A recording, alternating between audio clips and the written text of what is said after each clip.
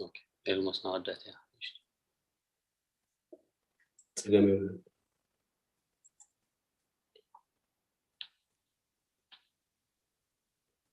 Okay, go ahead now.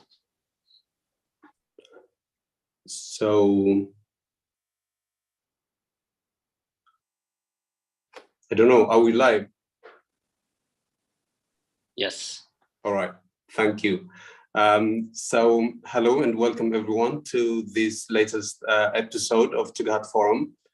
Today we're going to talk about Ethiopian economy. I think this is the second episode we're doing on Ethiopian economy, and the reason why we want to focus on Ethiopian economy is because we suspect that because the subject economics in general in Ethiopia is poorly taught, as indeed every subject is. The average person or the vast majority of Ethiopians in general, I would dare say, don't really have the right kind of tools to make them understand, to enable them to understand how different variables, economic variables are interconnected and how one decision somewhere affects the livelihoods of people somewhere far from where the decision is being made. So for instance, when the government spends a huge amount of money to buy drones and armaments, immediately we see that people are going to be killed and there would be bombings and there would be destruction in Tigray. But what doesn't immediately occur to many people is that that decision also affects people somewhere else, far away from Tigray. Schools aren't being built, children aren't being fed, and other things aren't being done simply because the money is being commandeered for other evil purposes. And we believe that the reason people don't really make that connection easily is because there is a lack of understanding of how different things are interconnected. And that is the main reason why we feel the need to kind of engage professionals, economists, and people who really know, and to enlighten the people. So that is the rationale, the motivation for us. And today I have got an economist for a guest, is going to help us break down some of the terms and some of the concepts that have been bandied around lately to describe Ethiopian economy. But before we do that, I would like to make a request. Please, if you are watching on YouTube, do subscribe and share and tweet and spread it around. We're trying to build a community. We're trying to bring in different guests, different people who are being generous with us with their time. So it would make sense that we try to reach to as many people as possible. So please do that. It's a minor favor that you could do to us. Other than that, I would like to say welcome to my guest today. My guest today is Tsegay. He has a PhD in economics from the University of Sussex, and I'm really, really looking forward to this discussion, Tsegay. So please welcome and thanks for taking the time to join me today. Thanks, Teklay, for having me. I'm very glad to be here today. Thanks indeed. So why don't we start with, Tsegay, you kind of breaking down some of the terms that have been being used lately to talk about Ethiopian politics. You will have heard some people say that the Ethiopian politics is on the brink of collapse. So I think everyone has a picture of what that means, but I think it's important that we break it down to tell people what exactly, when do we say that an economy is on the brink of collapse. And you would have heard that the Ethiopian rating credit has been branded junk, and the other description that I have heard lately was that Ethiopia was about to default on its debt. And you will have heard also other kind of apocalyptic terms to describe the Ethiopian economy. And I thought it would help our listeners to kind of break down these terms and give them a picture of what Ethiopian economy kind of looks like today. Thanks again, Teklay. So at the moment, the Ethiopian economy is in downward spiral. And for this, there is a number of indicators for this that help us, see whether an economy is properly functioning or not. So there's a number of indicators like the GDP growth, or the inflation, unemployment, the debt, the health of debt, the fiscal space in the country, investment, the sort of investment flow. So these are some of the indicators about, the health of an economy. So let's look at this, factors or variables at the moment. When we look at the GDP, which measures the sort of the amount of production in a year in a country, is one of the most used measures of health of an economy. I mean, it's not perfect; it has its own problems, but it's one of the indicators. So, as you know, in the last 15, 16 years, right before from 2004 until 2019, like before the start of the war, the Ethiopian economy was growing on average by about 10%. And this has been usually consistently above the average growth in sub-Saharan Africa. The average growth in sub-Saharan Africa ranged from 3 to 6% in those 15 years.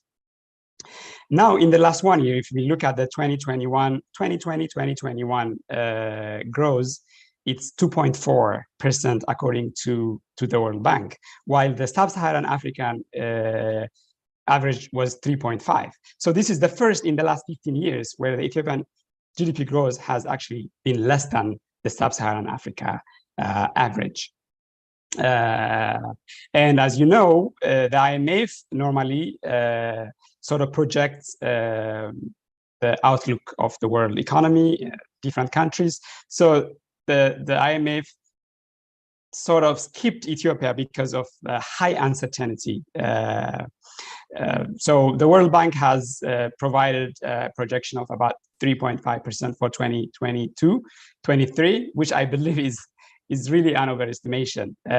But overall, the Ethiopian economic growth has been very, very low compared to what has been in the last 15, 16 years. When we look at inflation, inflation is the major problem for a growing economy in general. And before the war, it was about 19, 20%. That was already high. But now, at the moment, it's more than 30%. Food inflation is about 40%. So what we're saying by this is people's ability to buy is actually being eroded by about a third. Especially this really affects people who rely on monthly income, retired people, and stuff like that. So this is really a crisis. If you have an inflation of 30%, 35%, it's really, really a crisis. We're on the brink of a crisis. When we look at unemployment in general, yes, we had a double-digit growth for like 15, 20 years, and poverty was halved. But still, we had a very high unemployment, especially in urban areas, young people. Unemployment is about 20% in urban areas. It's about 25% for young people. It's about 30% for female young people. So Ethiopia has a lot of work to do in order to provide a decent life for its citizens. And then the war came, so which actually, it's even in a worse situation, let alone, provide a better life. It's worse. When we look at sort of debt, with countries like Ethiopia, domestic resource mobilization is very low. So our taxes as a percentage of GDP is less than 10%. This is very low by any country's standard, even by Sub-Saharan Africa standard. So Ethiopia really relies on loans, concessional loans, these low interest rate, high maturity loans, on grants, foreign aid, and stuff like that. So, and also we have this Euro bond, where external bond. Ethiopia has had this 1 billion USD external bond or Euro bond since 2014. So it's a kind of debt security where Ethiopia writes bonds and then gets dollar in response, and then pays interest, and also at the end the face value will have to be paid. So the rating agencies sort of look to what happened in the country and then see whether the country is able to pay or not, and then based on that they provide credit rating.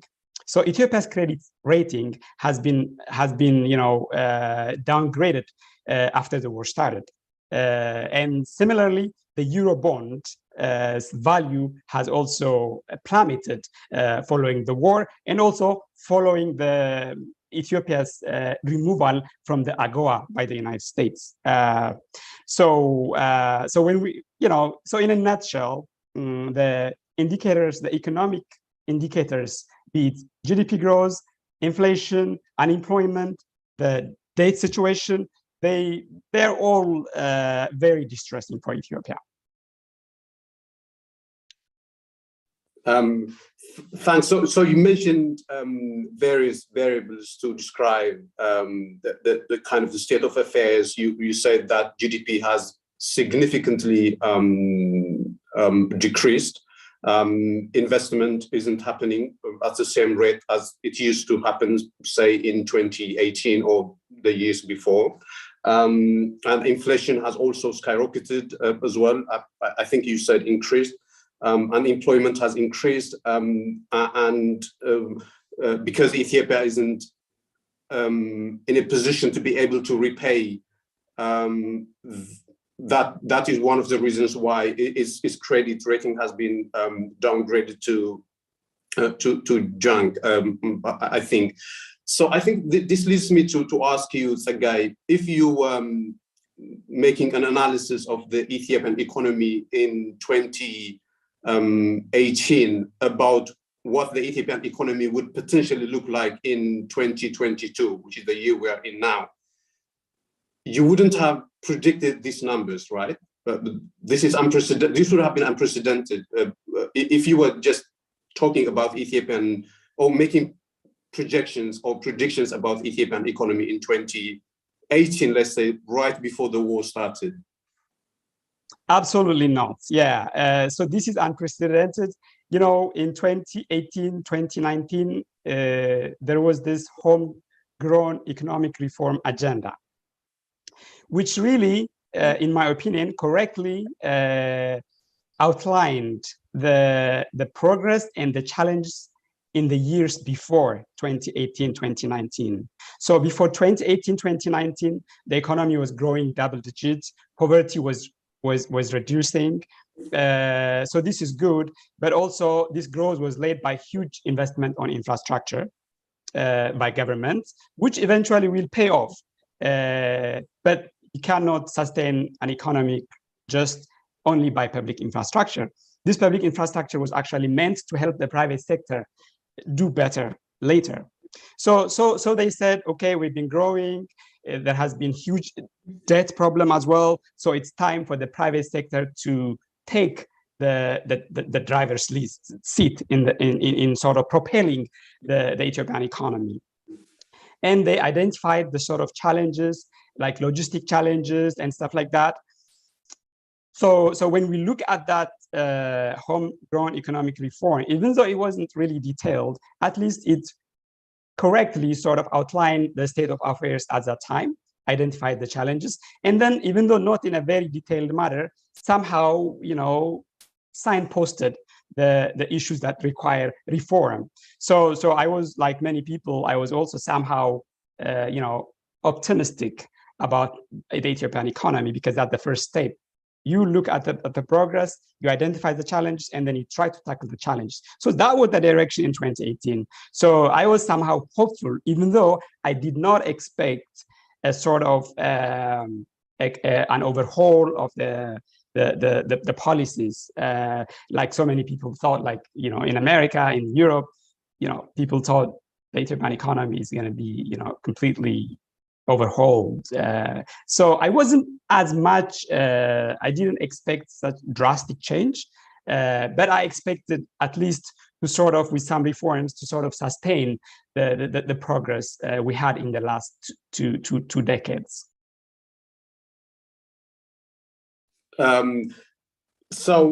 Yeah, if I have understood you correctly, Tsegay, you seem to be attributing the economic decline to the war, or at least most of it, if not in its entirety. And if you have been listening to the Ethiopian economists, the ministers, and the people as the finance minister, you get the sense that they wouldn't have the same assessment as you seem to have. So, for instance, I think it was a couple of weeks ago, I forgot his name, but he's a state minister at the Department of Finance.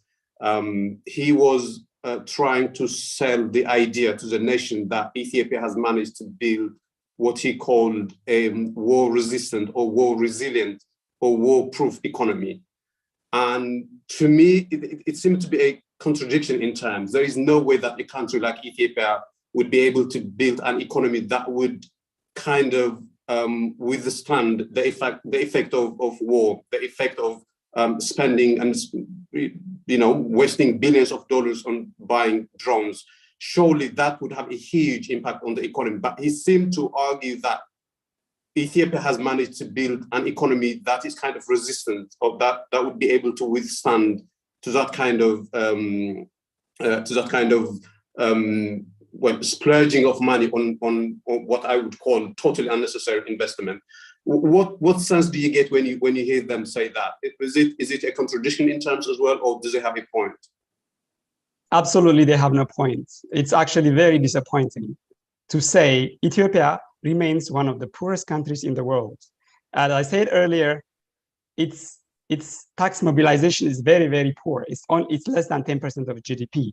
So it really relies on external sources, on loans, on grants, and stuff like that.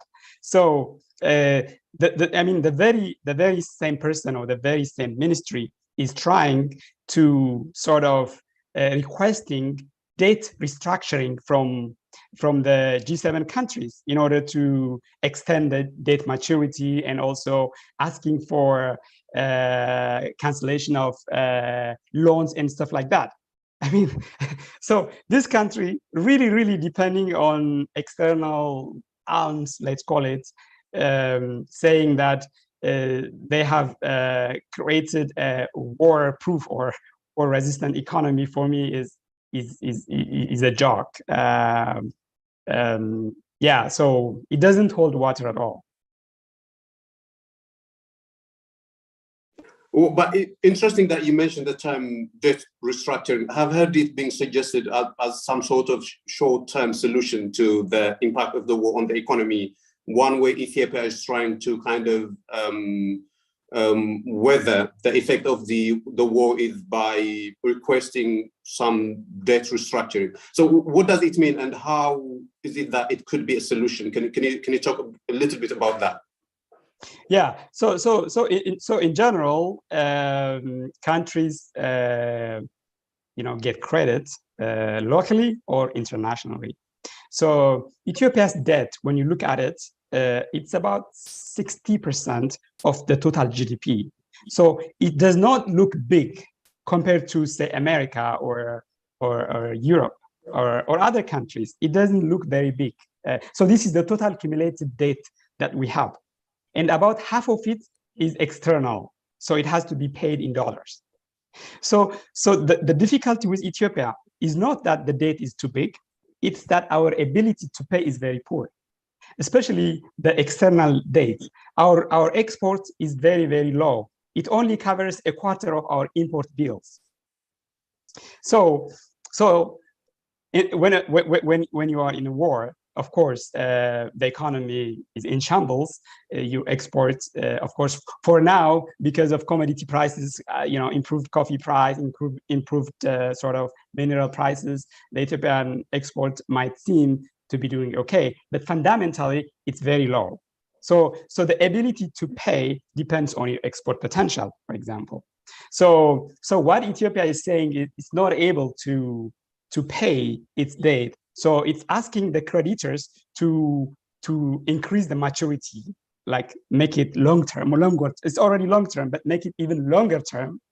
and cancel some of the debt if you can. So Ethiopia is really negotiating for this. Otherwise, I will not be able to pay and I will default. For example, the Eurobond is the only sort of international and non-concessional, I mean, non-IMF, non-World Bank, or non-country, like from the Wall Street. So that's that Eurobond, that 1 billion Eurobond that was issued in 2014 is Ethiopia's only sort of loan, let's say, from the private financial sector. So Ethiopia is sort of threatening it might default on this. So you know, those countries try to cancel some of it, try to sort of extend the payment date and things like that, and they are working on it. So, and also in 2024, so far Ethiopia was paying, for example, if we just only take the Eurobond, which is a very, maybe 3% of our total loan, it's very tiny. Even for that, Ethiopia has to pay the face value, the 1 billion in 2024, in 2 years.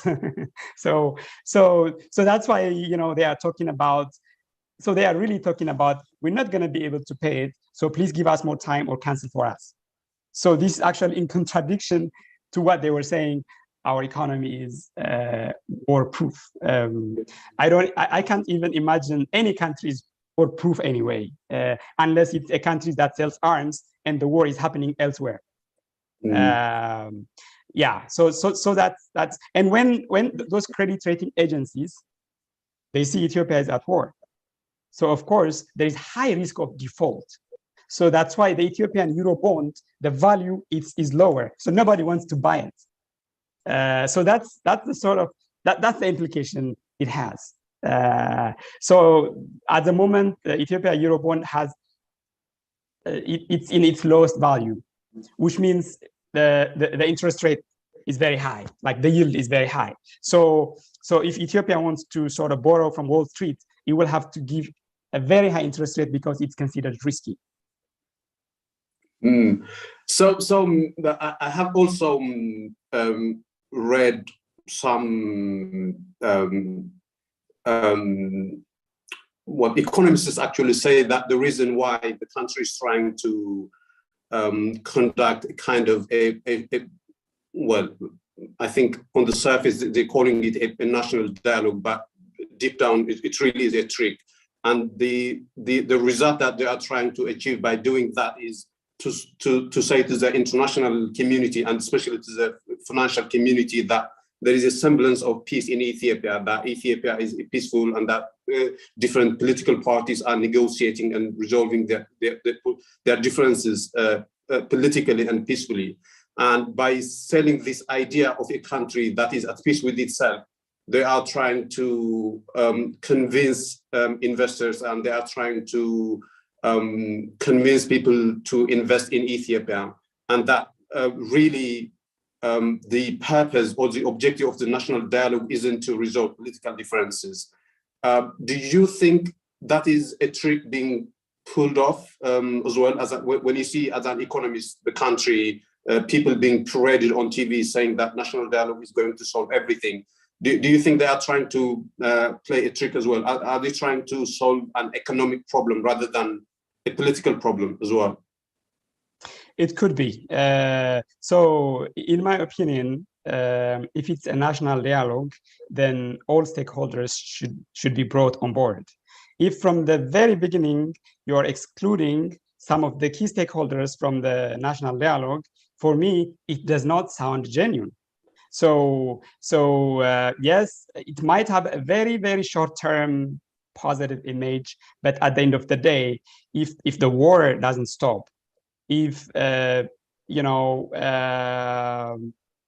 questions in different parts of the country continue to be sort of put to the back burner, then it's only a matter of time, again, that the international community will sort of see that this is not really genuine. So yeah, I see a lot of propaganda, a lot of sort of even abusing, like the No More movement is really using Pan-Africanism as a cover to sort of kill your own people. so they've been doing a lot of propaganda on this. It's a shame that Pan-Africanism is actually being used for this. So it could be part of this sort of attempt to create, we are in control, we're creating forums, platforms for different voices. But we already know, and the international community knows, that unless this national dialogue includes all stakeholders, then it's futile. Yes. So if you could kind of turn our attention to Eritrea, and I think you know that, well, everybody by now, at least with the benefit of hindsight, knows that the 1998 war was principally caused by kind of contrasting economic interests between Ethiopia and Eritrea, even though the war was sold as a war that was mainly caused by a piece of land. I think it was an economic issue at heart. And there are people who now say that now that Eritrea has essentially control of the levers of power in Ethiopia, including of the economic levers of power, I would presume, Eritrea is in a position to now extract, to gain what it couldn't in 1998. And I have been wondering what the things are that Eritrea could be extracting from Ethiopia. So potentially, this doesn't have to be based on evidence or data, but potentially, if you have an unscrupulous foreign country who has taken the reins of your own country in terms of the economy, what are the potential things that it could do? I think that there is a lack of understanding among the elite class, the Ethiopian class, in terms of what damage to the Ethiopian economy Eritrea could do. Now that I think there is a consensus in terms of the fact that Eritrea has really infiltrated into all the institutions in the country. Yeah, so yeah, I agree with you that the 1998-2000 war does not seem to be sort of a border dispute. One evidence is when the so-called peace agreement between the Ethiopian Prime Minister and Eritrea's president, they completely, the issue of border demarcation was not on the table at all. So it was really, I think, other factors, one of which is I think economic. For example, Eritrea printed its own currency in 1997 and wanted the new currency to be exchanged with birr one-to-one, and also to sort of operate the two currencies in the two countries, which Ethiopia disagreed. So maybe at that time. Sorry to interject, Tsegay. Yeah. Can you talk a little bit why it wasn't in Ethiopian interest to that model, that economic model between Eritrea having its own currency, but that was kind of piggyback or being traded on the same kind of footing with Ethiopian currency? Why was it something that Ethiopia couldn't kind of accept? I mean, I think at the end of the day, Eritrea is a sovereign country with its own economy, with its own central bank to manage the currency NAFA, and also Ethiopia is a different sovereign country with its own currency. So having own currency sort of gives you the power to do monetary policy like interest rates or exchange rate policy, and also money supply in order to sort of manage your economy. So the moment Eritrea sort of printed its own money, it had its own central bank. So then it's a different country. So of course, with sort of proper regulations, with a proper framework, if Ethiopia and Eritrea has, for example, huge trade links like import and export between the two countries, they can somehow agree to peg the exchange rate at some, I mean, it cannot be constant like one-to-one, but somehow, to reduce uncertainty, maybe they say, oh, the exchange rate won't go beyond 10% up up or below. They can make such kind of agreement, but they also need to have, you know, regulations on how the central banks work, how their different fiscal policies work. For example, in Europe, you have euro, and then you have countries like Denmark, a small country, but most of its relationship or trade relationship is with Europe. So the Danish kroner is pegged with euro. It's only allowed to move a little bit, you know. So I think Ethiopian quest at that time would be, in my opinion, is really first to have those regulations in place in order to have some sort of pegging. But in the short run, it would just operate like the other currencies, like the Kenyan shilling or Sudanese, you know. So I think Ethiopia wanted that sort of step-by-step approach to that. You can always have special relationships with neighbors, you know, but you cannot just do like that. So I think, in my opinion, that was a very unfair sort of demand by Eritrea at that time. So now, yeah. So at the moment, it's visible that Eritrea really, you know, is part of the ongoing civil war in Ethiopia. And the president, in his recent, the Eritrean president, in his recent interview, has actually said that because what happens in Ethiopia affects them, they're going to scrutinize what happens and then intervene at a managed level. So I don't know how much they have control on economic policy. Definitely security-wise, military-wise, they are intervening. So I think it really depends on what sort of agreement between Ethiopia and Eritrea have in terms of, you know, integration between the two economies, if there is any. So let alone to sort of make a comment on the economic implications, it's even very difficult to make what sort of agreement has been done even for the war. So it's very uncertain for me to sort of comment on what Eritrean role would be on the Ethiopian economy. But in general, my understanding of Isaias doesn't seem a common prosperity, but rather mutual destruction.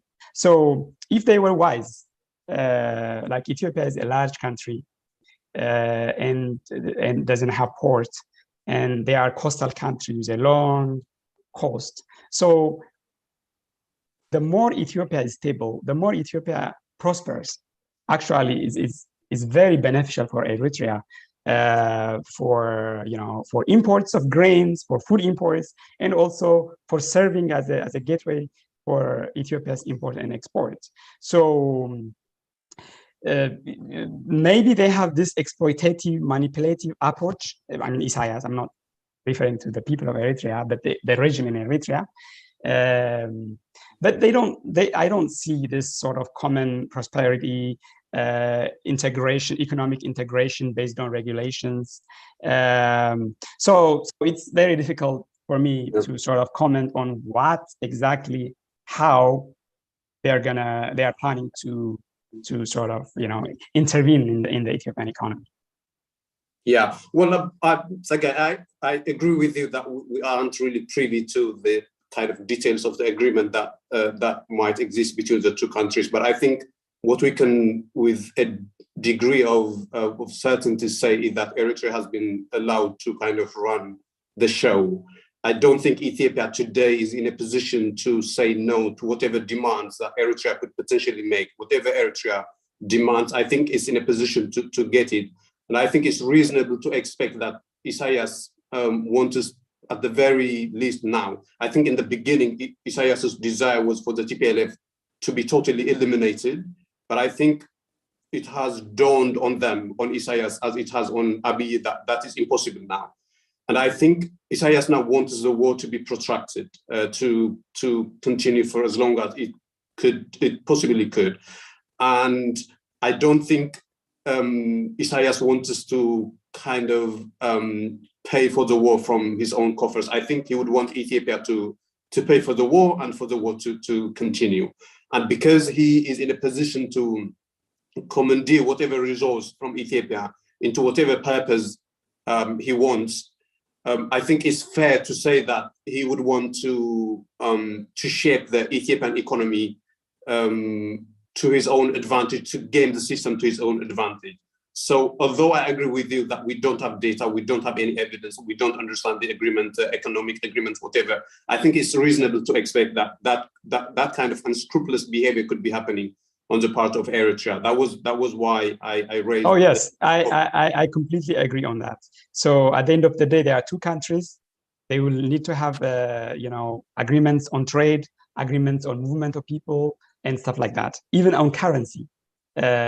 So in those negotiations, it's quite possible that Eritrea might have the upper hand in sort of twisting arms in the country. That risk I share with you.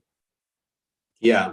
So if we Tsegay, if we kind of talk in very specific terms, I think my purpose here is I want us to kind of show the average Ethiopian who is enthusiastic about the war to understand what price that person is individually paying for the whole misadventure, right? So I want you to paint a picture of the amount of price, the amount of cost that is being paid by the average, that is being kind of levied on the average person. So when the Ethiopian government goes into the drones market and spends $1 billion, for instance, to buy a drone to kill civilians in Ethiopia, of course, the immediate price is that civilians are being killed, but because many people don't seem to care, or at least at the upper echelons of power, I haven't seen any evidence to believe that people are concerned by that. So if people are at all going to be concerned, it has to be because they are personally affected by any action that is being carried out or by any decision. So what is the price that a given individual is paying when when a $1 billion money is being spent on a drone? Can you give them an idea of what is happening here? In terms of, it could be in terms of direct cost by way of items getting pricey, or it could be in terms of the opportunity cost, in terms of what is not being done because the money is spent somewhere else. Yeah, I mean, the economic costs we sort of already discussed earlier. So as you said, the direct cost is people are dying in thousands everywhere, soldiers, civilians, and infrastructure is being destroyed. Schools, factories, health centers, everywhere, especially in Tigray, So, and who is paying the cost of those aircrafts, those drones? It's Ethiopia. It's the future generation of Ethiopia. It's the children of Ethiopia who, at the end of the day, are going to pay this. Or if they are not able to pay, those countries who are giving this money are going to influence the country, do their national interest on us. So yeah, there is, when production, when supply chain is halted, there is direct influence on inflation, like we said, which affects everyone, every single individual. Everybody in Addis was cheering for the war. Now they have to pay more for their injera. They have to pay more for their bread. So they're being directly affected. And the sort of debt that Ethiopia is getting into in order to buy arms, at the end of the day, it's the future generation of Ethiopia that has to pay it. The money which would have gone to build a health center, a school, a road, a factory, it's being channeled to war. So the resources of the resources of the country are being channeled to destructive, unproductive sectors. So at the end of the day, everyone will pay. So for me, it's astounding to see people romanticizing violence and war. Of course, a lot of propaganda has been done on them, and there is no free media in Ethiopia where people can ask questions. Why are we doing this? You know, so so I think the root cause is sort of propaganda, and of course the sort of the root cause might be Ethiopian government's interest to sort of centralize power and then, you know, shun any voices, any questions that might come. And traditionally, you know, the Tigrayan society is somehow organized, and there is a tradition of, you know, and they did a lot of propaganda on it. And yeah, people don't really know the evil, destructive nature of what's happening. So they are being misinformed. And luckily, yeah, unfortunately, at the end of the day, every one of us will pay for it. Yeah. So Tsegay, for you, of course, it's no brainer that people somewhere, people in Gambela or in Addis Ababa are suffering or paying a price for what is being done in Tigray. But if you randomly tune into any of the Ethiopian media, you hear people complain and whine about everything becoming inexorably expensive these days. Life is very, very, groceries expensive in Addis Ababa, and people aren't afraid to make that point. They say that inflation has skyrocketed and generally life has become unbearable. So you would hear people, even kind of properly educated people, economists, to say that.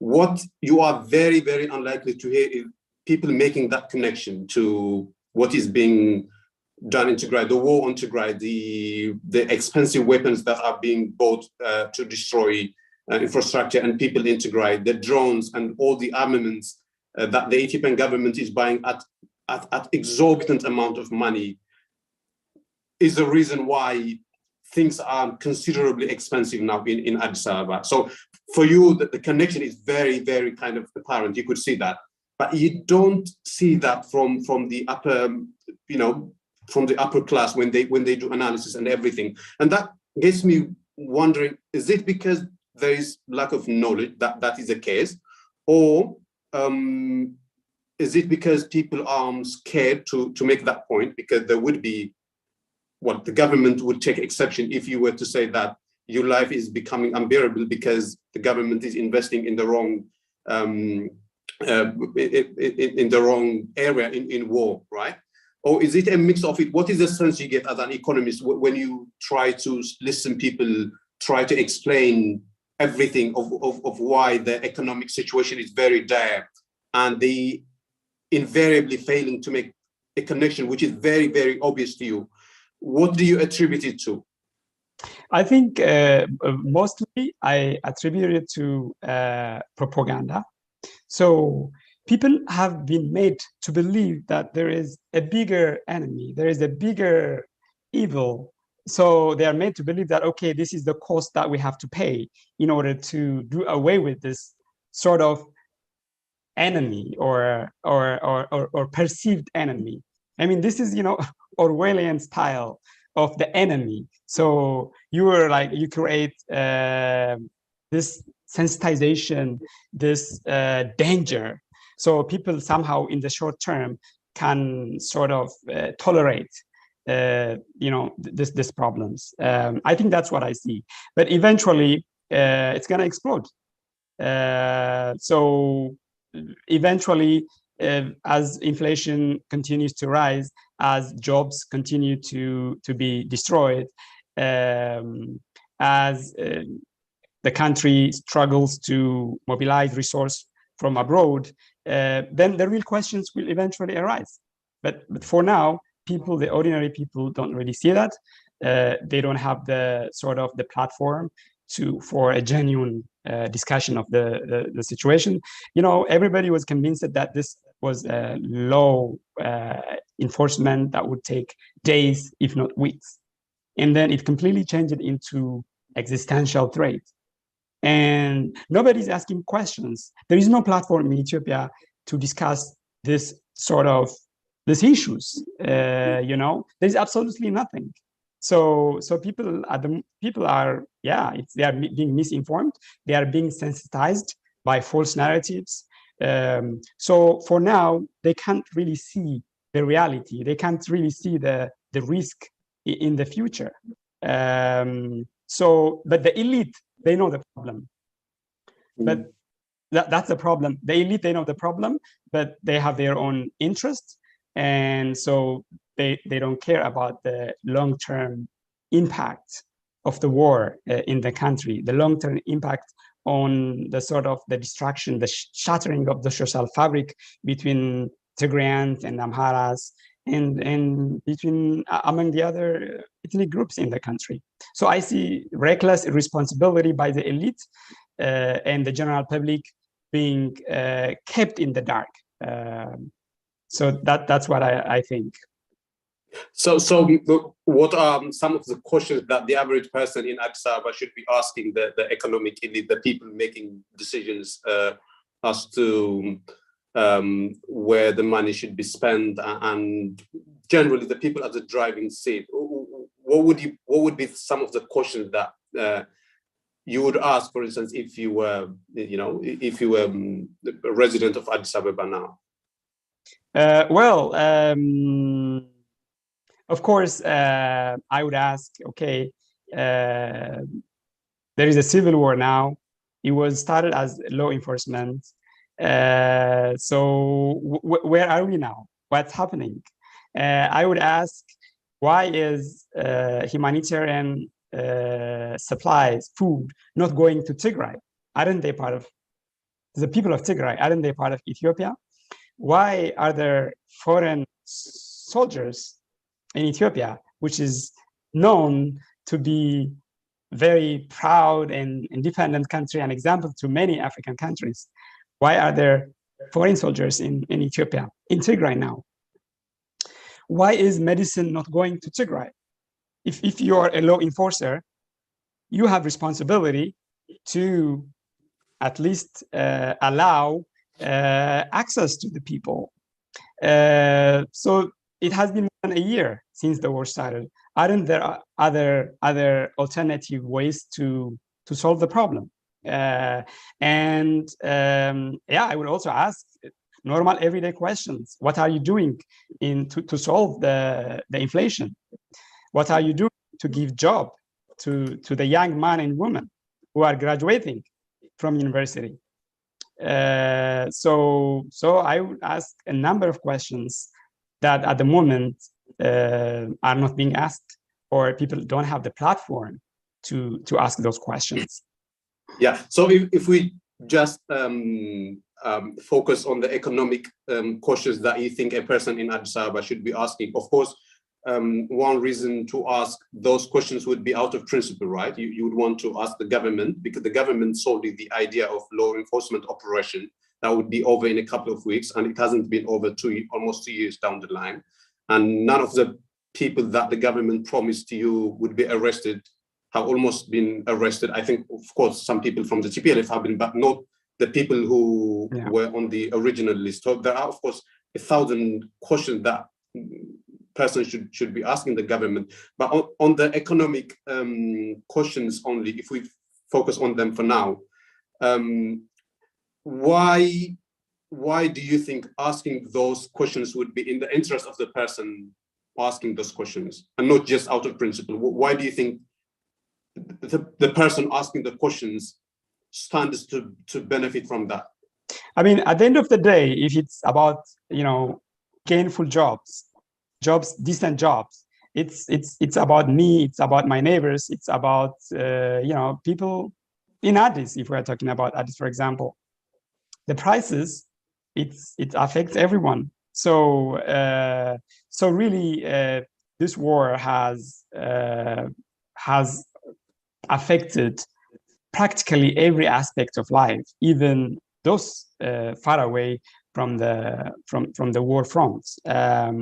So I would ask decent job. I would ask a reasonable price. I would ask security. I would ask peace. I would ask health service. I would ask a better prospect in the future. So at the end of the day, all this affect all of us.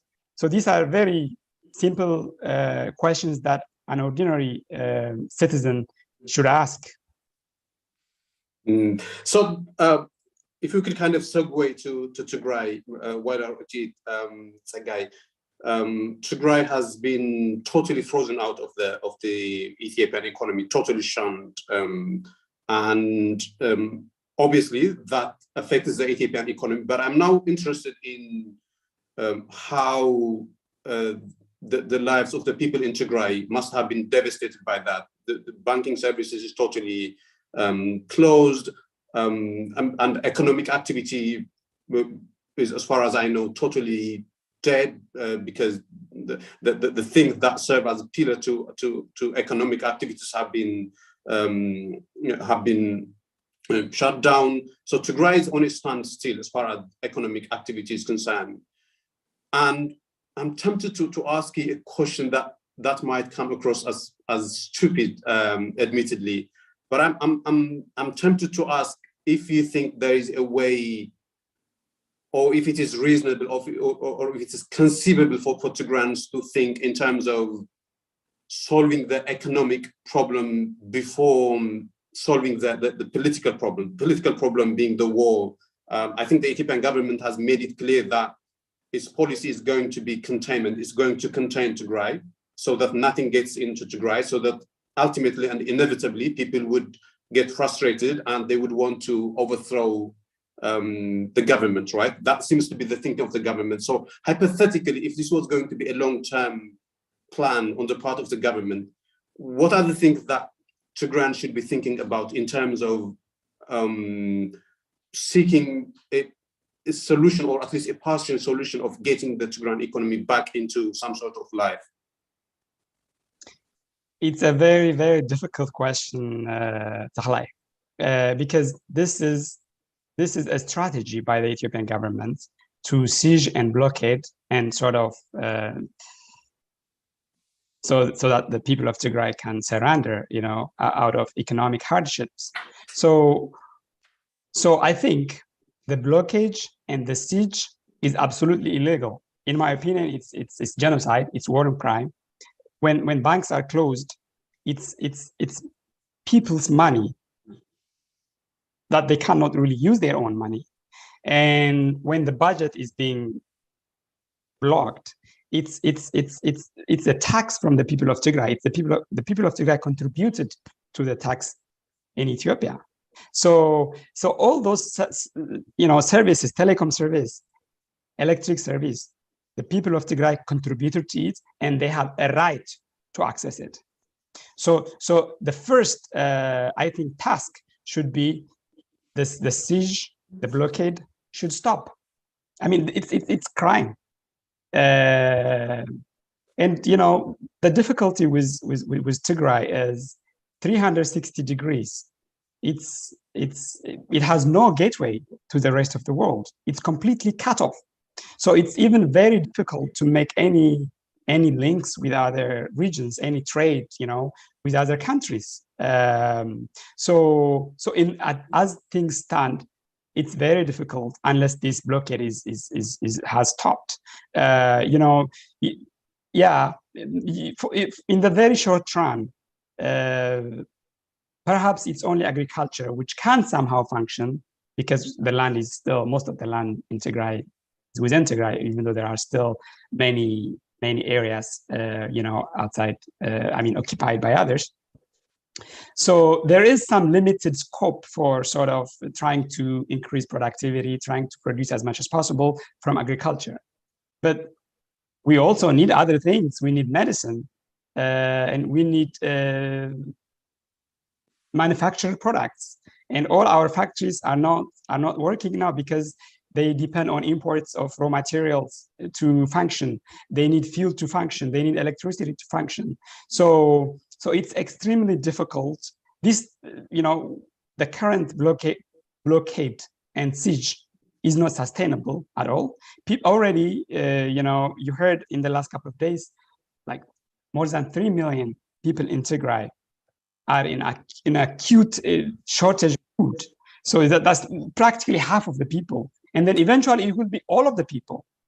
So I think now yeah, we should, the international community cannot sit aside while millions of people are at risk of death or already dying because of starvation and lack of medication and stuff like that. And children, it has been 2 years now, including Corona. Children are not going to school. There is a learning loss. There is a long, so we're not only losing the current generation, we're not only having people dying, but the future generations' skills, education is also, it's not happening. So it has a long-term impact as well. So I think the first thing is like this siege and blockade should stop. It's genocide, it's crime. Then after that, it's up to the people of Tigray to sort of to continue within Ethiopia, or to have some sort of more independence, more autonomy, some sort of confederation, or even to secede out, But now it's by design that Tigray is in siege and in blockade, and in my opinion, it's a crime, and it has to stop. Otherwise, the people are going to suffer. Yes. Well, I think, yeah, you're right. The blockade is a crime, and we as Tigrayans should do everything that we can to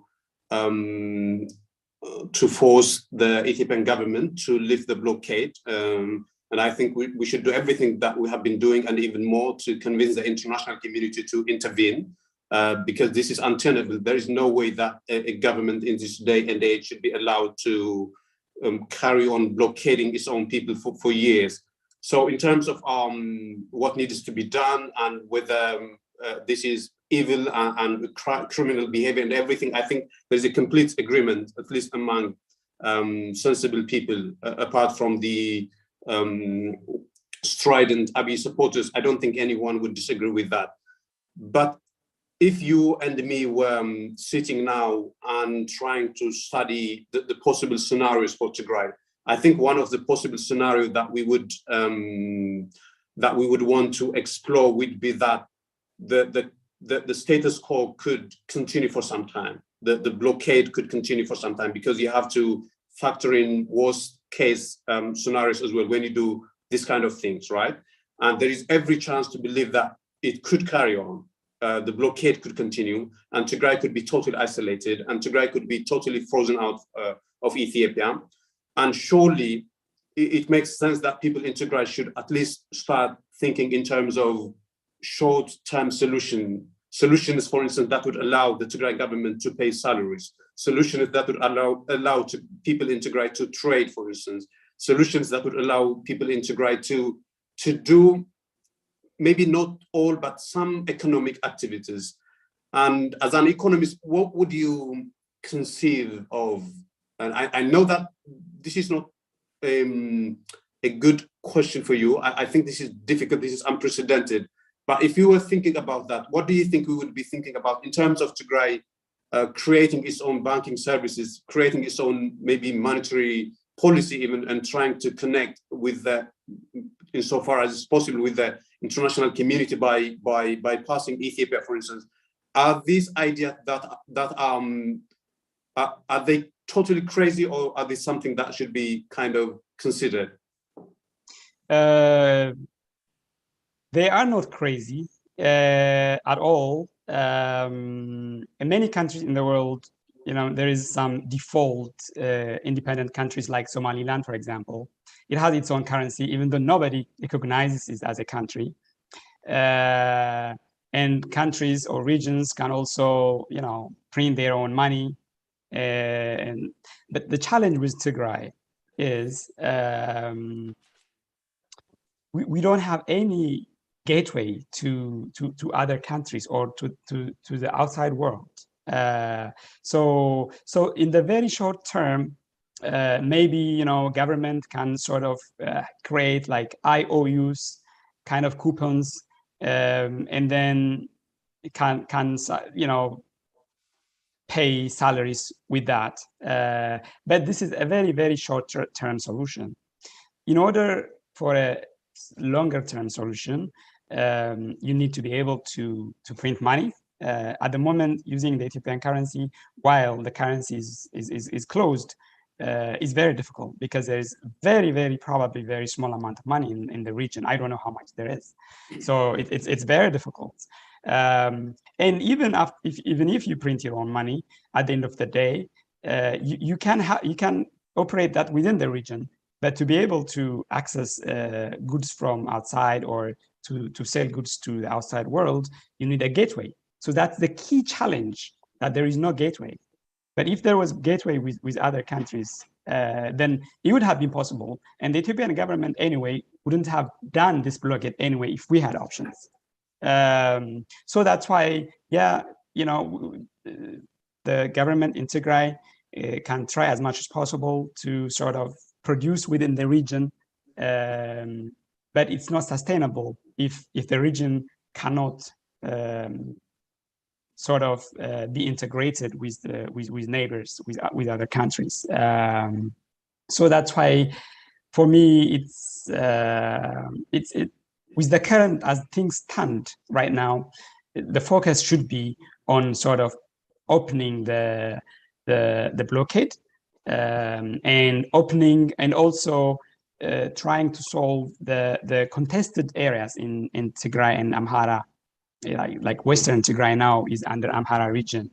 So if there is a genuine, if there was a genuine interest to solve the problem, at least that area should have been, ideally should stay within Tigray, and then whoever claims have it can use the sort of the legal way to solve the problem. They are not doing it, but at least rather than giving it to another region, that contested area could have stayed under some neutral body, even the federal government, rather than giving it to another region, So I don't see, sadly, I don't see sort of an interest from the federal government to try to solve that border issue, that contested area between Tigray region and Amhara region.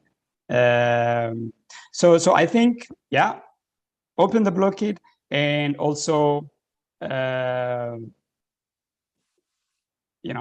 Tigray should have access to the rest of the world through its legal borders. But if without those, it would be very difficult. Yeah.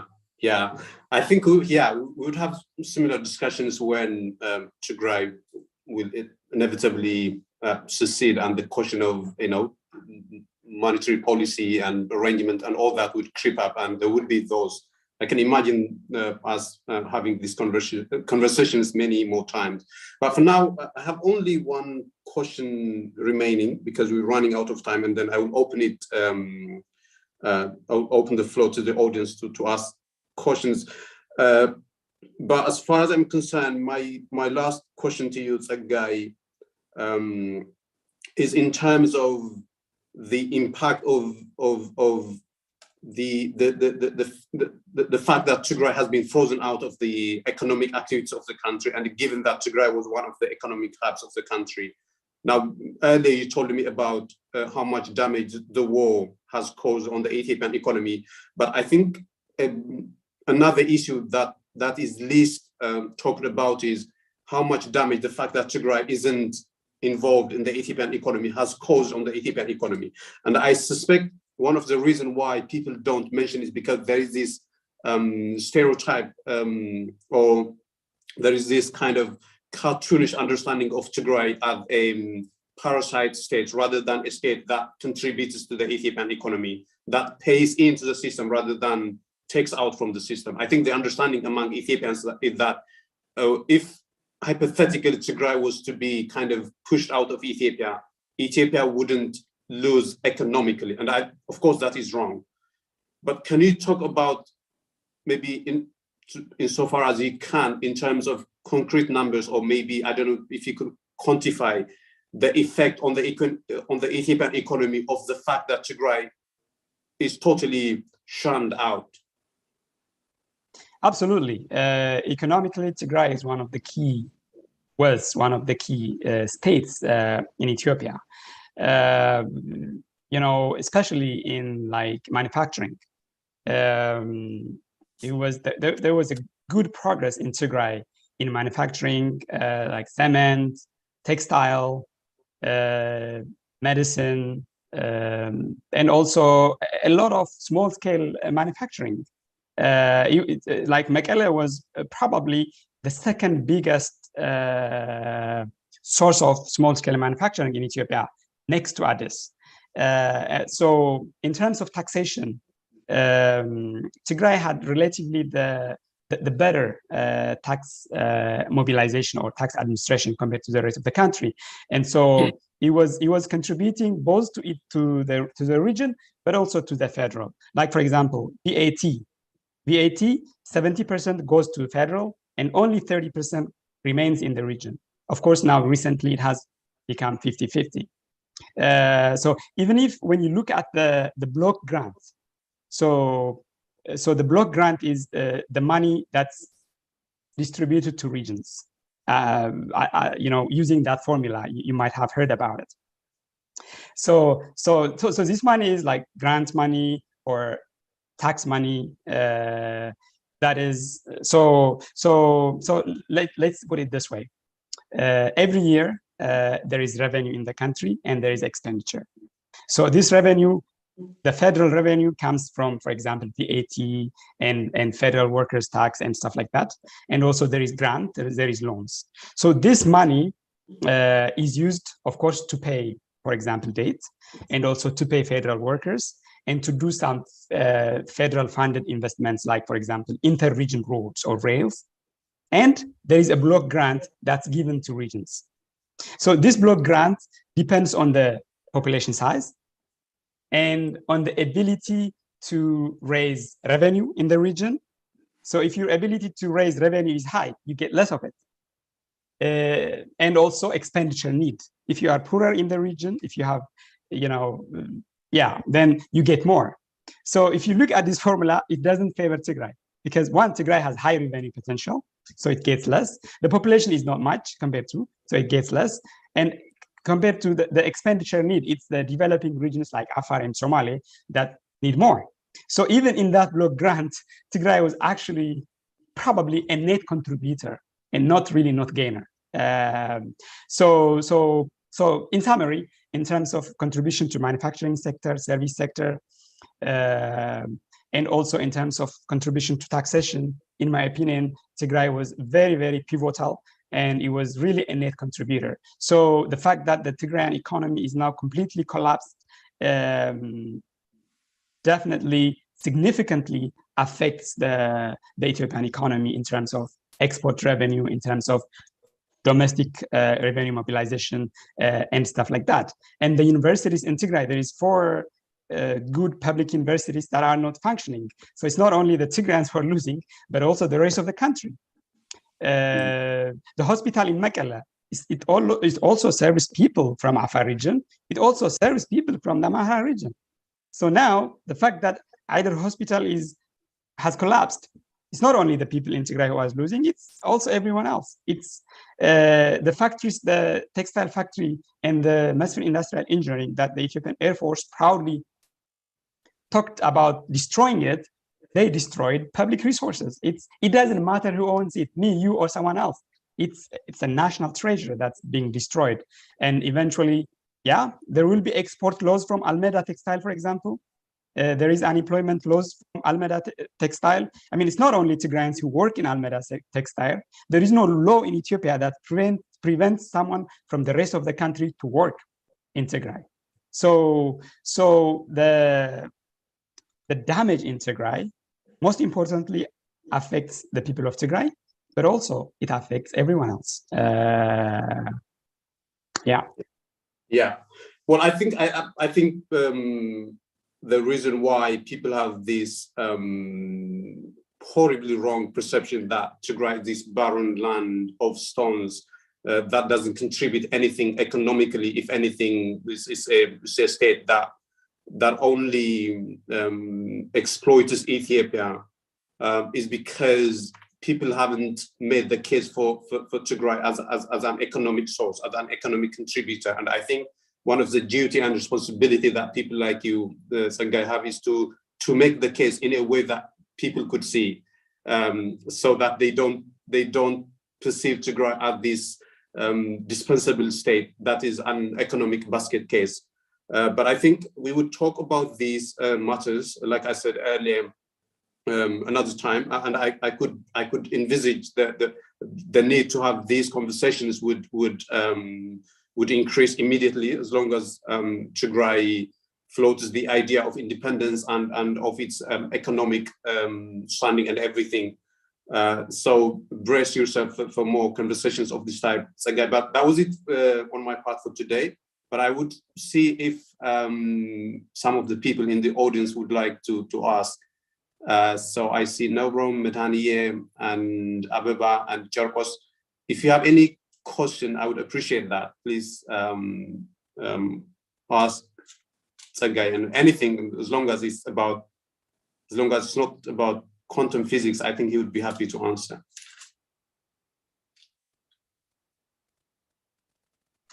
The challenge we have is tougher than quantum physics, Teklay. Indeed, it is, yeah. So, all right. So we have, thanks Dr. Tsegay and the amazing host of Ethiopia initiated the so-called homegrown economic reform, which I think had a strong backing of the IMF. Recently, IMF has withheld its growth forecast from 2022. How unprecedented, and I think this is a question that I should have asked you, Tsegay, earlier, but Norom has asked, how unprecedented is this, and what does it indicate for IMF to not bother to kind of predict? Is it something that I would presume it's not something that happens every day, right? Absolutely unprecedented. Even before the 2019 homegrown economic reform, Ethiopia was exemplary in terms of how it makes economic policy, in terms of performance, in terms of economic growth, in terms of being a force in Africa in the last 20 years. So Ethiopia literally became a sort of guinea pig for development research, because it was very interesting. A lot was happening in the country, even before 2018-19. And of course, when the current administration came to power in 2018,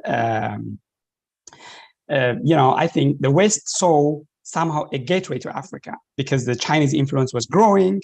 So somehow they saw, an opening to be able to influence more in Ethiopia, because their influence, especially economically, the American influence was waning. And also the rhetoric by Abiy, to liberalize the economy, sort of was an opportunity for the West, and also for IMF and World Bank to somehow see their prescriptions, to be applied. So that sort of created more optimism for them. But otherwise, even before, Ethiopia was really a role model. And like I said earlier, it's only in 2020-21 for the first time that Ethiopian economic growth is much lower than the sub-Saharan Africa average. It was always above in the last 10 years. So it was always positive. And then 2018, there were issues about debt, there was issues about inflation, and then the sort of reforms gave hope to many people that, okay, the growth can be sustained. And then all of a sudden, we are in war, and even IMF is not capable of sort of projecting what would be the Ethiopian economy in 2022-23. And I think that for me, it's very sensible, rather than the World Bank's projection of 3%, 3 point something percent in 22-23. I don't know what they actually based that on. So it's unprecedented. Nobody expected this, especially from a Nobel Prize winner. So it's a big shock to the world and to us. Yeah, well, I think the everyone is coming round to the conclusion that the Nobel Peace Prize was a farcical decision. And I think that even the Nobel Committee itself does seem to have come round to that conclusion. That's the sense that I get. But I think a related question to Naurom's would be, Tsegay, as an economist from outside looking into Ethiopia, and when the IMF says that it couldn't predict or project the Ethiopian economy, or when the rating company downgrades Ethiopian rating credit to junk, do you get this the sense that the people in charge in Ethiopia kind of understand the magnitude of the problem, of how damning this is? And do you also see that they are trying to take some corrective measures, or is it business as usual as far as they are concerned? I think for them, it looks like I don't see sort of long-term vision for the country. So they seem to be sort of busy to sort of stay afloat, by creating problems here and there, and then sort of balancing. So of course they know the impact of war. They know even the negative impact of the credit rating as well. But I think they seem to sort of believe that countries like China and Russia are going to come to their rescue. Would they? Okay. Do you think China will come to the rescue of Ethiopia? Do you see that happening? Well, at the moment, China has a lot of stake in Ethiopia. Ethiopia's credit, like bilateral country-to-country credit, is highest with China. China has a lot of investment in Ethiopia, as you know. So somehow China has an interest to keep the status quo in Ethiopia. But it's only as long as China believes the status quo can be sustained. But in my opinion, the status quo cannot be sustained. So eventually, they cannot be sustainable partners, in my opinion. But for now, the moment they see some relation, when the relationship between Ethiopia and the West goes down, somehow the Russians, the Chinese try to come forward. We see that tendency. But I think if Ethiopia continues, if the Ethiopian economy continues to sort of in its downward spiral, then eventually even countries like China and Russia will also shun it. So I don't think they can be reliable partners, and especially that their influence on IMF and World Bank is not as big as the influence Europeans and Americans have. But I ask you that because the prevailing wisdom in Ethiopia seems to be that the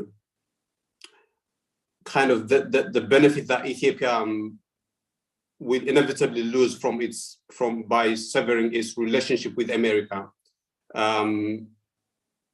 then Mother China would step in and kind of replace and provide that benefit.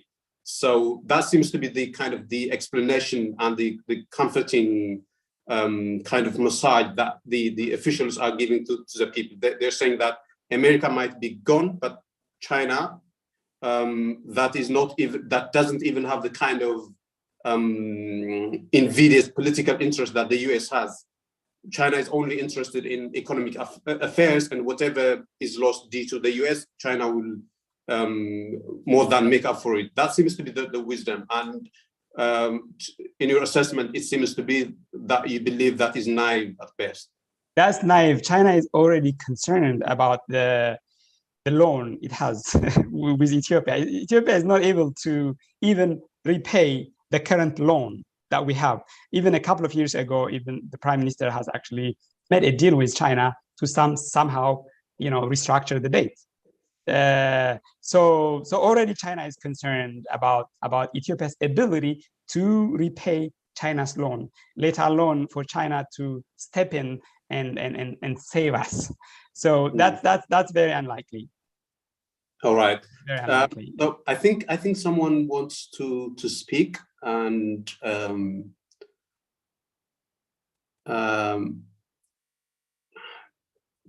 me check. So wait 30 seconds. Was it? Do I have any questions in the chat box? Let me check. All right. Because can you discuss the claims for Raya and then for Humora and Wolkai? Well, I think there are many variables there. One is economic, of course, because they think Humora and Wolkai and also Raya, this kind of fertile land, and that if those lands could be snatched away from Tigray, then that would be like kind of asphyxiating Tigray to death, because they believe that the rest of Tigray can't really produce anything. That seems to be the thinking, but also they have this historical claim that the land belongs to them. So there is this irredentist kind of view of the lands. But maybe, Tsegay, if you would want to add, why is it that they really, really want to make Raya and Wolkai a matter of life or death? I think it's from the federal government point of view, it's sort of to really cut Tigray off from its access to the rest of the world, especially Wolkai.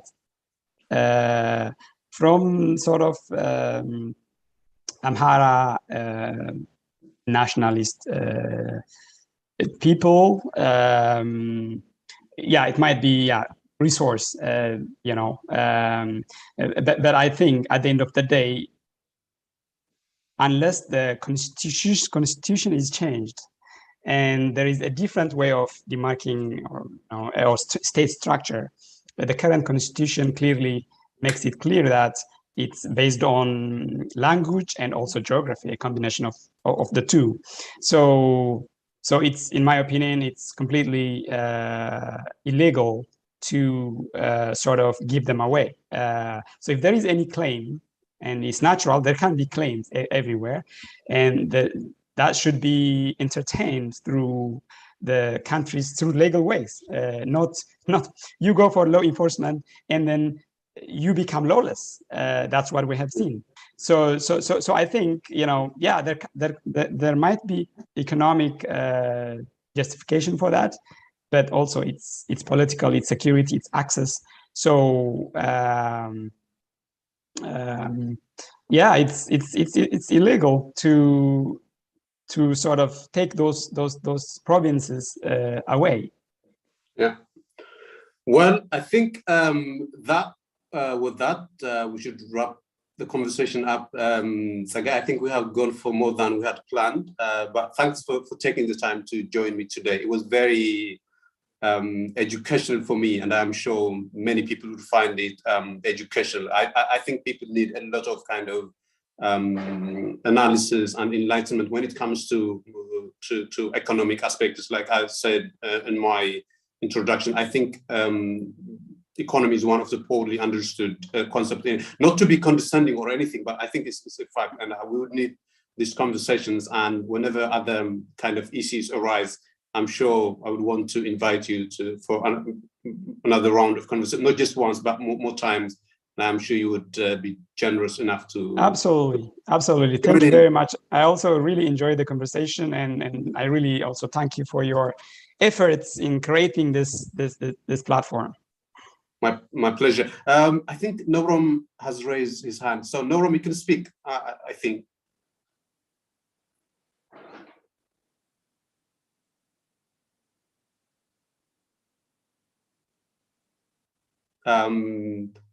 Whoever wants to speak, please do so. Don't hesitate. I think Norom is joining.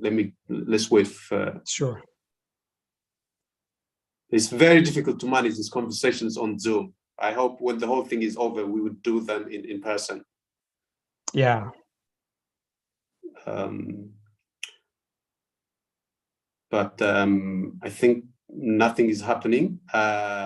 So again, highly appreciate that, Tsegay, and thanks, and have a nice time. Thank you for joining. Thank you.